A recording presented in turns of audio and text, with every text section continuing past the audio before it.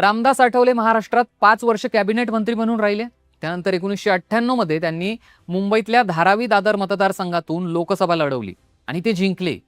आणि अशा प्रकारे ते पहिल्यांदा खासदार झाले.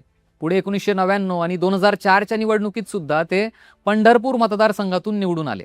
म्हणजे सलग 3 वेळा ते लोकसभेत खासदार होते. पण पुढे मतदारसंघाचं विभाजन झालं. त्यामुळे 2009 मध्ये आठवले शिर्डीमधून लोकसभा निवडणूक लढले, पण त्यांचा पराभव झाला. या निवडणुकीनंतर शरद पवार आणि आठवले यांच्यातले संबंध ताणले गेले.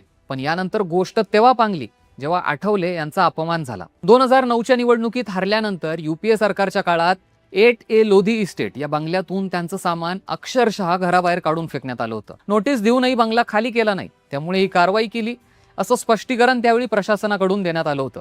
पण आठवले यांनी सरकारने आकस ठेवून ही कारवाई केली असं म्हटलं होतं. त्यामुळे तिथून त्यांनी काँग्रेसचा हात सोडला, तो कायमचाच. पण एक प्रकारे आठवले यांनी या गोष्टीचा बदला घेतला. पहिल्या भाजप सरकारमध्ये मंत्री झाल्यावर त्यांनी मुद्दाम हाच बंगला राहायला निवडला होता. काँग्रेसमधून दुरावल्यानंतर आठवले यांनी थेट मातोश्री बंगला गाठला आणि बाळासाहेबांना साथ घातली.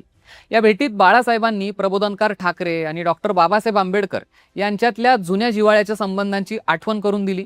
आपण वेगळं का राहावं, आता शिवशक्ती आणि भीमशक्तीने एकत्र यायला पाहिजे असं आवाहन बाळासाहेबांनी त्यांना केलं होतं.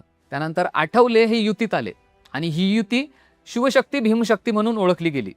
पुढे देशात काँग्रेसच्या विरोधात वातावरण तयार झालं आणि आठवलेंनी युतीसोबत जाण्याचा घेतलेला निर्णय हा त्यांच्या चांगल्याच फायद्याचा ठरला. आठवलेंनी देशातली काँग्रेस विरोधी हवा आणि येणारी मोदी लाट ही वेळेतच ओळखली होती. 2014च्या महाराष्ट्र विधानसभा निवडणुकीत जेव्हा शिवसेना आणि भाजप वेगळे झाले तेव्हा आठवलेंनी शिवसेनेची साथ सोडली आणि भाजपसोबत राहण्याचा मोठा निर्णय घेतला. भाजपला राज्यात मोठं यश मिळालं आणि आठवलेंचा हा अंदाज राजकारणात एकदम अचूक ठरला. भाजपसोबतच्या या दोस्तीचा सगळ्यात मोठा फायदा आठवलेंना राष्ट्रीय राजकारणात झाला. 2014 मध्ये ते एनडीएच्या माध्यमातून राज्यसभेवर बिनविरोध खासदार म्हणून निवडून गेले. त्यानंतर जुलै 2016 मध्ये मोदींच्या सरकारमध्ये त्यांनी पहिल्यांदा केंद्रीय सामाजिक न्याय मंत्री म्हणून शपथ घेतली. 2019च्या लोकसभेत त्यांना महायुतीकडून एकही जागा मिळाली नाही, पण त्यांचं मंत्रिपद कायम राहिलं. तर मोदींच्या सलग 3ऱ्या मंत्रिमंडळात कुठलाही खासदार न निवडून आला असतानाही आठवले यांनी आपली जादू दाखवली आणि मंत्रिपद पदरात पाडून घेतलंय. आता जरा आठवले यांचे काही अराजकीय किस्से ऐकूयात.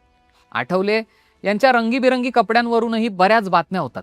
याबद्दल सांगताना ते एकदा म्हणाले होते की त्यांना सुरुवातीपासूनच चांगले आणि चमकधमक असणारे कपडे घालायची भारी हौस आहे. लोकांना त्यांची ही स्टाईल आवडते आणि लोक त्यांच्या कपड्यांची चर्चा करतात हे त्यांना चांगलंच माहिती आहे. त्यांचं असं मत आहे की जर आपण नीटनेटके आणि टिपटॉप कपडे घातले तर लोकांवर त्याचा एक वेगळाच इम्पॅक्ट पडतो. त्यांनी एक किस्सा सांगितला होता जेव्हा ते सोमनाथ चॅटर्जी यांच्यासोबत त्रिनिदाद आणि टोबॅगोला गेले होते. तेव्हा हे आमच्या संसदेतले सगळ्यात कलरफुल खासदार आहेत असं म्हणत चॅटर्जी यांनी त्यांची ओळख करून दिली होती. आठवले यांची ओळख अख्ख्या महाराष्ट्राला एक आक्रमक पॅन्थर म्हणूनच आहे. पण या पॅन्थरचं प्राण्यांवर, त्यातल्या त्यात बिबट्यांवर किती विशेष प्रेम आहे हे या किस्स्यातून तुम्हाला सांगतो. आठवले यांनी एका योजनेमधून 2 बिबटे दत्तक घेतलेत. विशेष म्हणजे आठवलेंनी दत्तक घेतलेल्या बिबट्यांची नावं सुद्धा एकदम हटके. त्यांनी एका बिबट्याचं नाव सिम्बा ठेवलं होतं, तर दुसऱ्या एका बिबट्याला त्यांनी भीम असं नाव ठेवलं होतं. याबद्दल आठवले यांनी सांगितलं होतं की मी दलित पॅन्थर चळवळीतून आलोय, त्यामुळे मला बिबट्या हा प्राणी आवडतो. बिबट्याचं कसं असतं, तो स्वतःहून कुणाच्या वाट्याला जात नाही, पण जर कोणी त्याच्या वाट्याला गेलं तर तो कुणालाच सोडत नाही. बरं, इथपर्यंत ठीक आहे. पण त्यांचं हे प्रेम फक्त नावापुरतंच नाहीये, तर त्यांनी सिम्बा या बिबट्याचा 5वा वाढदिवस चक्क केक कापून साजरा केला होता. तिथे बुद्धवंदना सुद्धा झाली होती. एखाद्या मंत्र्याने एखाद्या प्राण्याचा वाढदिवस अशा कौटुंबिक पद्धतीने साजरा करण्याची कदाचित ही पहिलीच वेळ असावी. बिबट्या दत्तक घ्यायचा म्हणजे वर्षाला जवळपास 1,20,000 रुपयांचा खर्च येतो आणि हा सगळा पैसा आठवले स्वतःच्या खिशातनं वन विभागाला देतात. गाव पातळीवर एक कार्यकर्ता जमवून आंदोलन करून वर आलेलं मास लीडर नेतृत्व म्हणजे आठवले. या सिरीजचं नोटिफिकेशन येत नसेल तर बेल आयकॉन दाबा आणि पाहत रहा सरकारनामा.